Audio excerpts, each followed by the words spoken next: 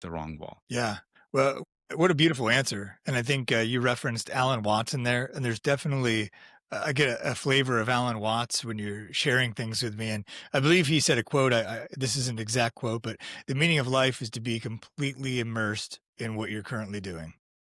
I would say that's pretty much the case. It's like if you go to the different schools of philosophy, right? Like we have like names, like every school of philosophy has a name for this feeling. I don't know, you go through Zen, they call it Satori. You go through Hinduism, they call it moksha. Christianity calls it grace. In medical science, we call it state of flow, Yeah. Right. right? But just like fundamentally, I don't know if you ask a Zen master what it means to have Satori, they will tell you.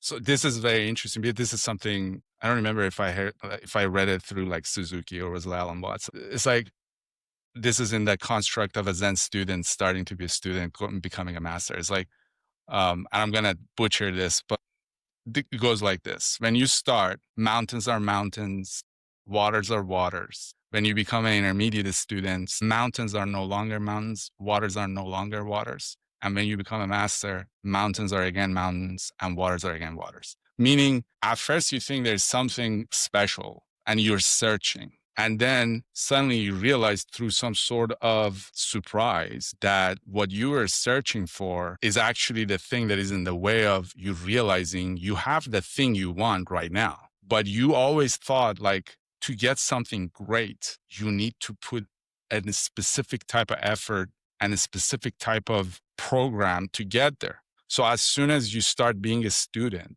this is, I think as Suzuki said, it's like as soon as it's like when you go to a psychologist, that's a sign you need to get your head examined. So you're you're going on this path of I'm missing something. And I think one of the is like we're going back to Alan Watts. Is like I love this man anyways, but there's like there's one section that he talks about this. And it's like when you go, for example, like you're like, I need to become better.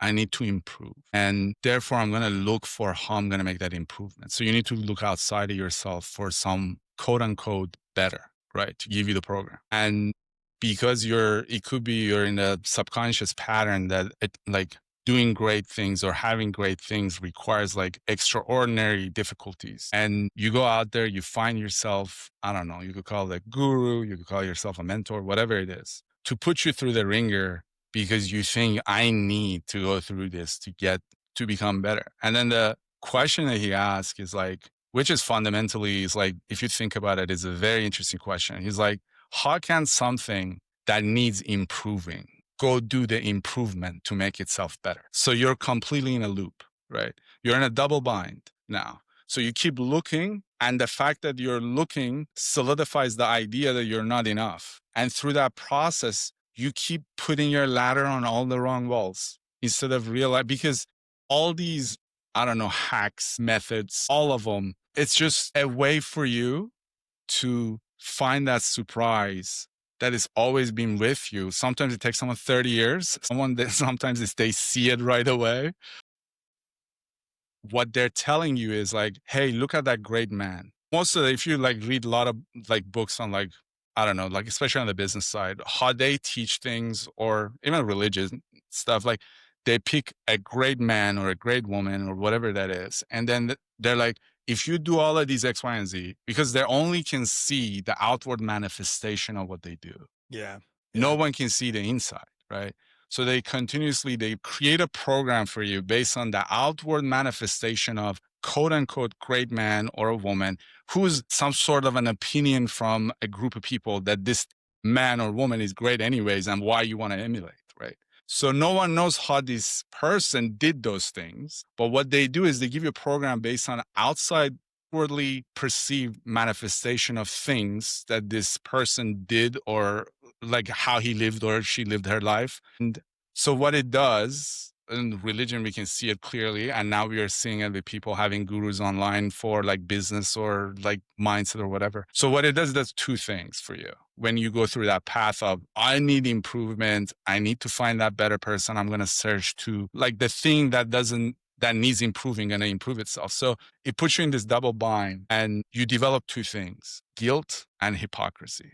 And that's the only thing you get out of it. Yeah. Guilt because you You only focus on somebody else, which is a different fingerprint than you, of how they did their life. And then you don't even know why they did it. You're only like following the outwardly manifested things they did. And because you're internally conditioned with a different structure, you will never achieve that. You will never going to be as perfect. You're never going to be. And that perfection is part of that construct for you that someone said that's perfect. Who knows what it is, right? So first is the feeling of absolute guilt of like, I try, I can't get there. Then you go into the second one, it's like, I need to become more virtuous. Like in whatever, in businesses, I need to work harder. I need to wake up now at 5. Okay, didn't work. I'm going to wake up at 4. I'm going to do like cold plunge wasn't enough. I'm going to sleep in a bed of ice. Right? So why do you do these things is mainly is like, I have developed guilt that I can't be enough as I am. And instead of focusing on this step in front of you, what you're trying to do is now you're developing hypocrisy as well, which is because I have this guilt inside that I'm going to be found out that I'm not good enough and I'm not meeting the metrics. So I'm going to put the hypocrisy mask on that I'm doing it. So you have this divergent thing inside, which is killing you. It's like feeling absolute guilt that you can't be good enough. Mhm. And at the same time, I have to pretend to outside that I'm good enough because they're going to find out and the whole house of cards going to fall. So you're never here. You're living somebody else's life. You forgot the part that the only reason for you to be here was to contribute that fingerprint that you only have to the fabric of your reality, which brings you fulfillment. And instead of trying to be the most virtuous person based on somebody else's opinion, you forgot your art and your trade and your craft, where you would be completely immersed and none of those noises and sounds or whatever metric would mean anything to you, because all you care about is like bringing this essence in you in a level of mastery out into reality. So that's what creation is. Like,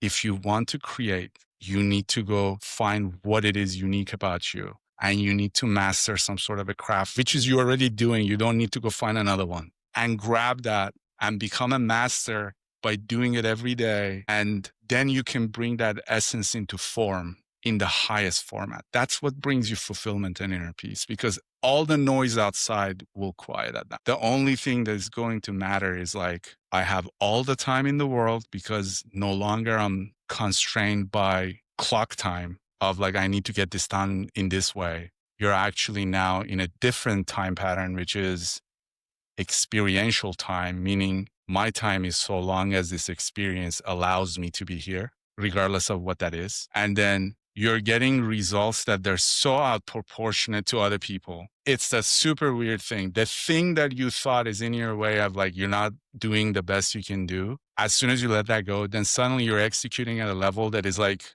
people don't understand how you do it. Like, Mhm. how are you doing all of these things? How are you getting the results you're getting? I'm following all these gurus in whatever arena and you're just doing your own thing. And I keep coming to you, giving you advice of how you do it and you don't follow it. But somehow you're getting out proportionate results than anybody else. And you don't really care. Yeah, yeah. You know, I feel badly. We've been talking for about an hour here, and we haven't talked about. We've referenced the book several times, but I want to, and I'm sure this is all in the context of what your message is here. But in July, you released the Mycelium Network. It's Break. mycelium mindset. I'm sorry, Mycelium. That's No just way. me. That's just me typing in because Mycelium Network or whatnot. But Mycelium Mindset. So for those of us who maybe Mycelium is like, oh, I remember that from biology. What is that again?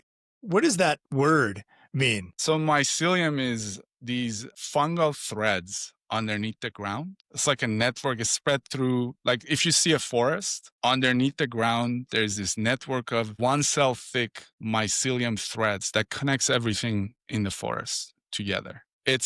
I'm using it as a metaphor for the book because that's how your subconscious is. If you learn how to, because like, for example, when mycelium, what it does is actually keeps the entire forest alive. It transmits messages between all the plants. It can detect like, okay, we have some sort of a threat coming. It redirects nutrition and it grows without self-consciousness. which we have. So, and it keeps reiterating. One other thing that was like very interesting to me that, and why I use it is you never heard of it, but it's the largest organism on earth, right? Most people have never heard of them. So one of the reason I picked it is understand being the greatest and being the biggest doesn't need a microphone and an amplifier for everyone to know. All you need to know is that you are the one doing it. Secondly, was about the fact that when mycelium grows, it doesn't fight its environment. It's continuously in a state of flow. It gets to an obstacle, like let's say it gets into a granite rock. It doesn't try to just force itself through. It moves around. It sends around different threads. It has these tendrils that they go through and find all kinds of pathways to get to where they need to go. And they continuously grow without thinking about growing because that's what they do. And in that process, there's a lot of failures. They face decays, but they figure out ways to turn decay into nutrition for the rest of the forest and they just do it. It just continues doing without being bogged down by like self-consciousness level of a human is like, oh, I can think about the past and I can think about how the future is going to go and I'm going to adjust my movement. It just goes. I use it as a metaphor because I think, and every chapter, I finish each chapter with like, how would a mycelium mindset would be and relate it to how the mycelium mindset would do this. Obviously, I'm narrating as like, if I, if I would tell the story from a mycelium mindset, but that's how I used it. And the reason I wrote the book originally was like, I work with a lot of people who unbelievably brilliant. I don't know why they come to me and ask me to help with certain things because I do think they're very extremely smart people. But it turns out we are all human and we suffer from the same exact things. What happened is, let's say it's always problem and solution that determines like in our society where you rank. Like you solve bigger problems, you get paid more, and you get a higher status because you're solving larger problems for a larger number of people. And otherwise, it's the same exact thing. So maybe you're solving a problem, like I have a problem in my relationship with my mother or father or a girlfriend or a husband or a wife. That problem doesn't may seem as big to you, or I'm dealing with this, like I just lost my job, but I was getting paid $20,000. So to you, that's a $20,000 problem, right? I work with these people that have a similar problem as a human being, but it's like $500 million problem. So, and I learned this from my transition from not being able to read Wall Street Journal to being in Wall Street Journal. The only thing that changes is the scope from outside, the numbers change. Otherwise, the whole thing is the same. So it's the same issues for all of us. But the way I do things, which is more of an intellectual basis, I found that I can relate very easily to people who are in that space because I've lived that life. I know how it is to be under pressure continuously, and I can relate to them, and it becomes a communication part. I try to communicate beyond words, meaning I'm connecting with them on an experiential basis. So few of these people like continuously ask me to write something down, which I wrote down like pamphlet style that they had. That is like, I just need to keep it on my desk because the pressure puts me back into those trigger stages and I need a reminder. So how I've written the book is there's 7 parts to it for 7 different areas that all of us face, but you could use it as a reminder on your desk. This is the book. And I made it red that you could see it on your desk. So you have a difficulty. You're like in a difficult time. You could open to chapter 17. It's like how to reframe adversity and just read that chapter. And there are short chapters and it just puts you in a different mindset treating that. Or maybe like I just had this conversation with like a founder. It's like brilliant person, very successful. And we were talking about decision-making velocity and how he gets caught in this perfection loop. And I'm like, it's interesting. Like, and I wrote for this specific person, I wrote a segment in, I think it's chapter 19 is on how to be consistent and how the perfection versus control. And we just like read through that together. And it's like, dude, that reminder just like was extremely helpful. Like I spent 30 making a decision from the outside. My gut feeling was telling me this is the decision. And I end up after 30 hours making that. And he was explaining to me the value was like, It's like, okay, every hour worth like probably in there in what he does is like about $2,000. That 20 minutes of conversation we had together, that saves me 30 hours on a decision. And that's like $60,000 for me. And Wow.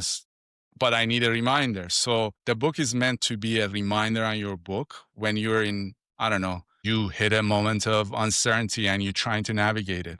Like I read it myself sometimes. I'm like, I just want to go back and just remind myself. Like read like chapter 16. It's like how to navigate uncertainty. And he goes through it just reminds you of who you are not and how not to get caught.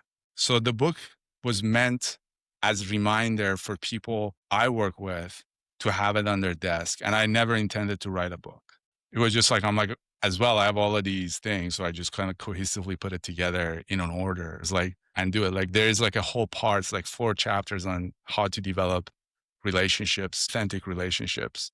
And just reminding you, like, because when you're like going through climbing corporate ladders, for example, in work environment or even in life, like I know people around you, they want things from you, or you feel like, I don't think I can take this because I don't need it. And then I go through that whole process and just reminds you, like, for example, like somebody else, like another person, this person is like a CEO of a company we were talking about. Is like, he always looked at relationship that he has as like, I look at him as more extraction and I don't want to take anything because if I take something, then I'm going to owe them.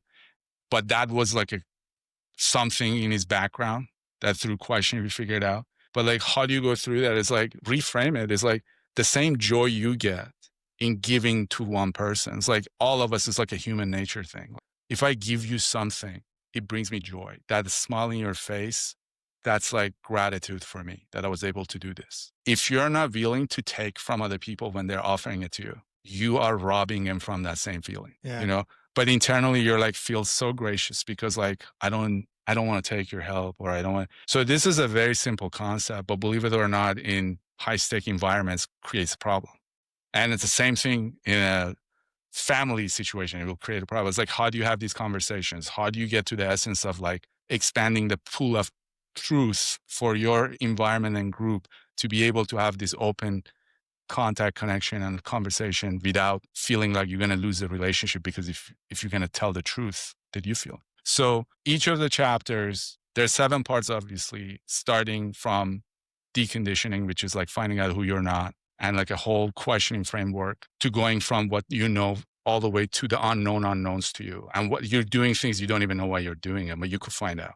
And then after that is like finding out who you're not, what your essence is, and what your purpose is. The purpose is like developing that mastery to be able to bring that essence into form, which absolutely that's where fulfillment and inner peace come from. When you can manifest your essence into the thing you do. And after you do that, then it's like how to develop these relationships, which are fundamentally, you want to have relationship that thrives. You need to be able to be vulnerable and have trust in those relationships, and how to do that. And then the next step is like, obviously, when you go through life, any aspect, you're going to have challenges. How do you go through these challenges? Which is first is like how to reframe challenges into something that is actually exciting to deal with. And then how to develop emotional resilience, how to understanding your emotions. One of the things I notice is like, it's like a very American thing, especially with American men. For whatever reason,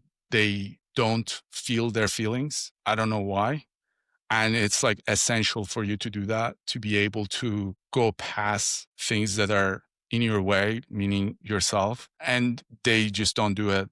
And I don't like, it's clearly part of the culture, but it would be great if you can do that. How to, after that, after you develop that part, um, which is how to navigate these challenges, because you need to understand that to be able to develop mastery, because developing mastery has a lot of challenges involved, working with different people. Like one of the biggest things I've seen is like people, like in corporate world, especially, like people are in brilliant spots, but they give up and leave because they don't know how to deal with a difficult personality. And so that's part of it, how to go about that.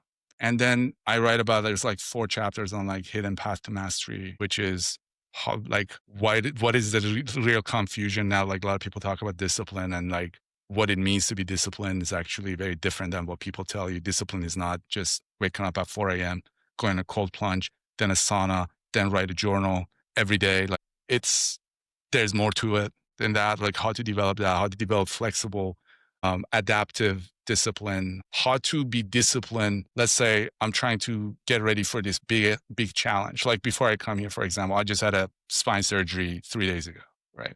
And Wow. that's like, would generally most people's like, why are you doing the interview? And I'm like, but that's something that's life. Life happens. You just got to figure out a way to get around it, right? Those things happen. Like you have a perfect routine, like out of nowhere. I don't know, your wife leaves you or you get fired from your job.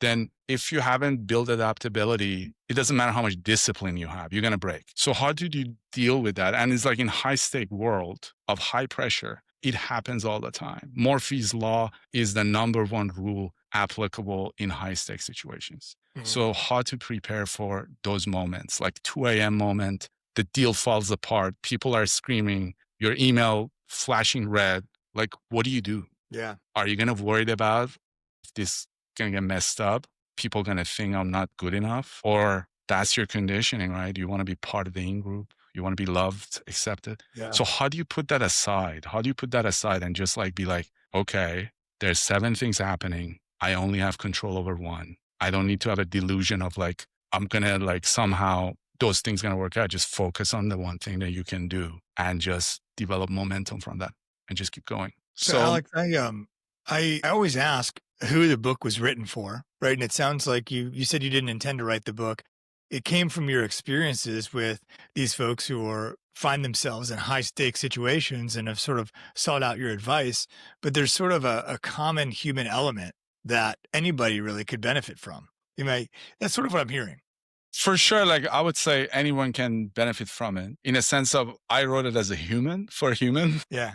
Yeah. Fundamentally, like what I have seen that works is like if I can give you language for things that are happening internally for you that you just took for granted, and now I can give you a language to kind of navigate it, you're going to be able to change your own life. And you're the only person who can do it. Like no one else can do this for you. Like I see a lot of like guru worshiping or like some like, I don't know, pillar of community worshiping and getting caught in that and like how great they are. Just like look at how flawless they are. But what I have seen, at least for myself, and all I can talk about is my personal self experience from going through things. And that's what I talk about. Like in the book, this is truly like how I've seen things happen and like the gist of like how I figured out to navigate it.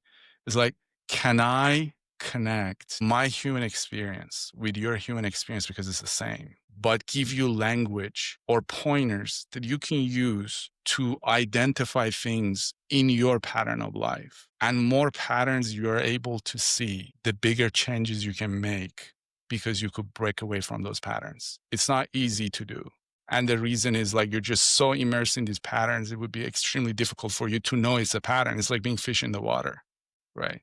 It's so hard that it, like tell someone's like, you're thinking of making this deal and it makes you, let's say, I don't know, $50 million. And you're like thinking about this, these are the step A, Y, and X, Y, and Z I need to do to get this and get the 100 million. I'm like, as soon as you build those steps, you are not going to be aware of a situation that there is a point G that's going to appear to you while you're doing this. And suddenly this could become a $300 million deal instead of 100. And the reason people keep coming back is like, they look at it as like, okay, I just was able to have developed severe decision velocity, be able to deliver on instead of me taking, it happens like sometimes in real world, people's like, I take like a week to make a decision. Sure. In a high stakes situation, things falling apart at 2 a.m., you have literally, let's say the deal deadline is 6 a.m. or let's say deal deadline is 12 p.m. because they need to send wires out, right?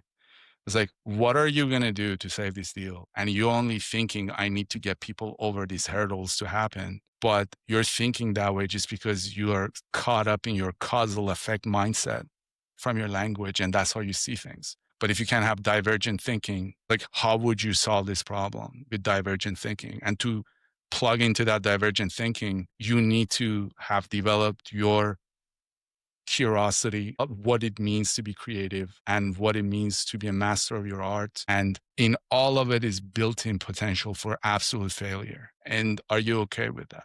Do you understand? Like, if everything fails, you're still going to be here and it's going to be fine. So anyone could pick this up and read it and get something out of it. One of the reason I wrote it, and the other reason was, I'm like, if one day something happens to me and I want to give a book advice to my children, they Yeah. can pick this up and read it. And that's why the way I wrote it is like completely conversational. Like, I'm just like talking to you. So two drivers. One was like people asking me to have something as a reminder for each type of situation that comes up. Second was, if something happens to me, my children could have a book advice that if I'm not here, they could read. And it's like me talking to them. So That's awesome. That's awesome. Everything. This conversation has been so resonant with me, and it's been a gift to just hear your sort of thoughts come out very naturally. And I think that's something my listeners are really going to appreciate. But as we come close to the end of our time, Alex, I wonder what is something that you thought maybe I was going to ask you and I didn't, or something else that we could have gotten into but didn't have the opportunity, or I don't know.